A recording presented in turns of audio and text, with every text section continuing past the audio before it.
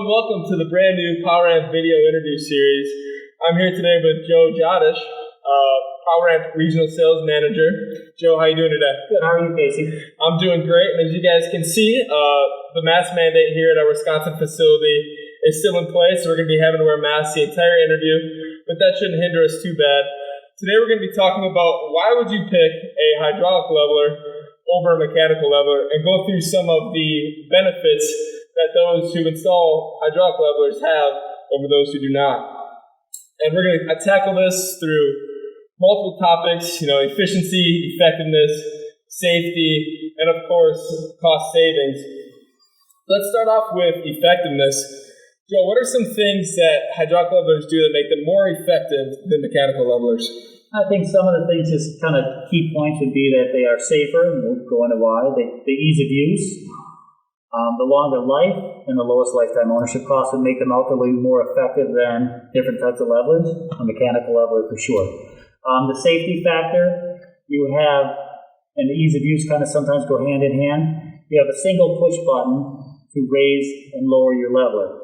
So you're eliminating the need for your employees to bend down, grab a chain, pull it up, and then walk on top of that leveler, and sometimes even have to jump on top depending on the condition of it to get it down into the back of the trailer. So the advantage on a hydraulic leveler is you're just pressing a button, leveler raises up, and let go of the button, and gravity will bring it down. So safety, easy advantage for a hydraulic leveler versus a mechanical. So easy use, you take over all the bending over and the walking down a potentially slippery board, otherwise compromised, dirty, that type of thing from dust, air, wind, rain, those type of things on top of your lever. You don't have to walk it down. Another thing that makes it more effective is the lowest lifetime ownership cost. So when you're looking at your budget, you initially spend a little bit more to get into a hydraulic leveler, but over the lifetime of that leveler, you'll spend less on maintenance, so we'll give you the lowest lifetime ownership cost when you're looking at owning that for decades plus at your facility. Let's go a little more into some of the safety details. I know you mentioned, walking the leveler down. You don't have to do that with hydraulic. Simple push the button, raise the leveler, and let the leveler fall into the bed of the truck or trailer. But let's go into more of the features, such as the velocity fuse. Okay. Let's just go into that first. Yes, velocity fuse would help and give you a safety benefit in the event of a premature departure or a truck leaving early from your loading dock. So if a truck would leave early, there's no restraint at your loading dock, that type of thing, and they would leave early while you're still actively loading and unloading that leveler, and a forklift was on the back of your trailer. The velocity fuse would lock up that leveler within 1 to 3 inches and not allow it to fall all the way down to the bottom of the pit, and therefore potentially eliminating any catastrophic or near catastrophic events if there was a forklift on that leveler at that time. So the velocity fuse is standard on a hydraulic leveler, and in the event of a situation like that with an early departure, premature departure, truck leaving early, however you would refer to it, that velocity fuse would lock that leveler up and not allow it to free fall all the way down to the bottom of the pit, potentially sending the forklift outside the facility. And as you can see, our hydraulic levelers here are equipped with INOC controls. They're actually integrated with these. Can you go a little more into detail about what that integration means as it comes to a sequence of operations? Yeah, absolutely. When there's a situation where you have a vehicle restraint and a hydraulic leveler at your loading dock, you can put in a safety sequence. Some people refer to it as an interconnection or interlocking equipment together. So, for example, you have a vehicle restraint and a hydraulic leveler. You could set it up so that the restraint has to be engaged safely and effectively, engaging that trailer at your loading dock before you would give power to your dock leveler. So if one of your dock attendants went up to the dock position and went to hit the button for the dock leveler, and the restraint wasn't engaged, it would not be energized. There would be no way for them to raise that level. So then they would look at it, and our iDock control panel would say restraint to be engaged. It would give you that message display. They'd engage their restraint, and at that point they could go and operate the leveler, put it in the back of the trailer, knowing that they've safely engaged the trailer at the loading dock. So you can set that up to make sure that the investment you put into safety equipment, the vehicle restraint in that scenario, would be used by your dock personnel, and to make sure that you're setting up your safety standards are met each and every time that you have a trailer show up at your loading dock.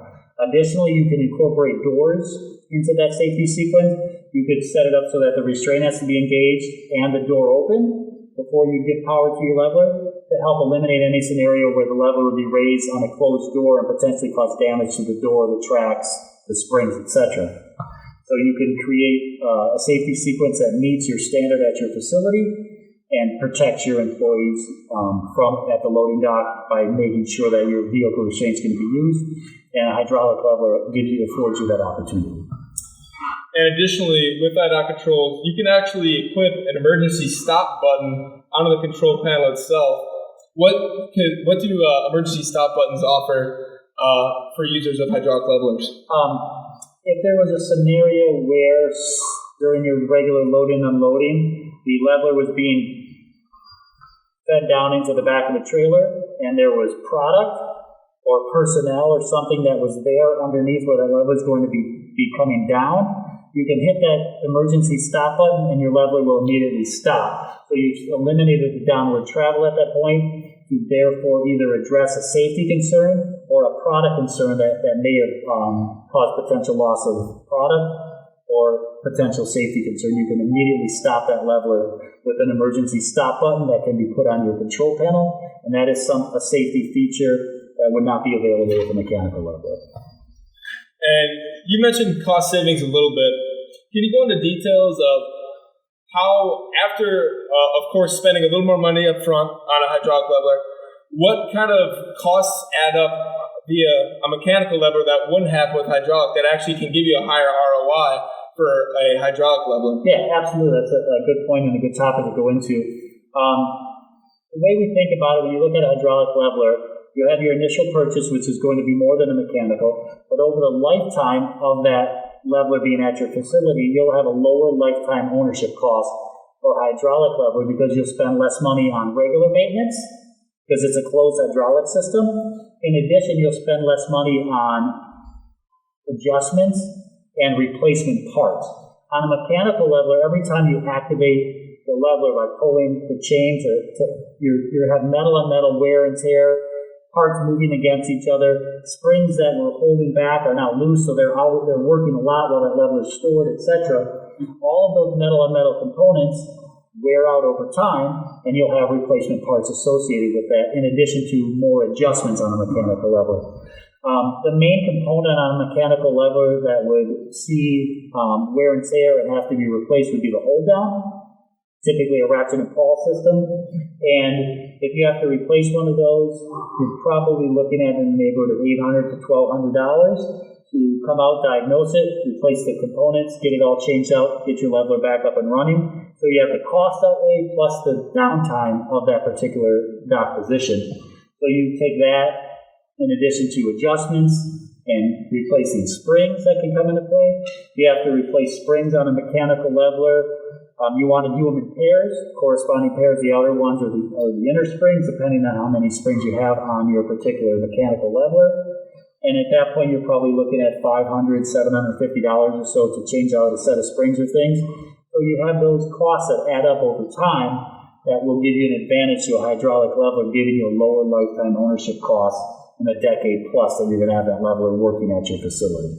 As far as capacity goes, what's the difference between a hydraulic leveler and a mechanical leveler? That's a good question.